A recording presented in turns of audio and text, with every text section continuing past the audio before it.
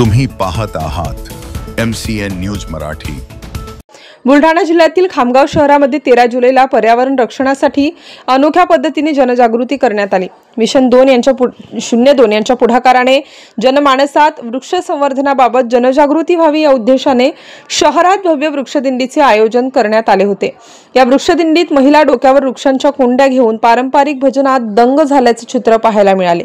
भारूड भजन मंडळे, शाळेतील विद्यार्थी, अंगणवाडीतील बालके, शहरातील तसेच नगर परिषद तसेच शासकीय कर्मचारी मोठ्या उत्साहाने सहभागी झाले होते।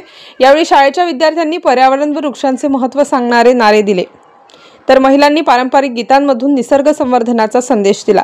यावेळी शाळेतील लहान मुलांनी देखील रंगीबेरंगी फलक घेऊन रॅलीत भाग घेतला। गावातील रस्त्यांवरून झाडे लावा, झाडे जगवा, वृक्ष वाचवा, पृथ्वी वाचवा अशा गगनभेदी घोषणा देत निघालेली ही वृक्षदिंडी लक्षवेधी ठरली।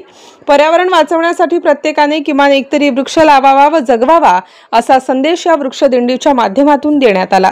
MCN न्यूज मराठी करिता शेख अजीज मोहम्मद, खामगाव।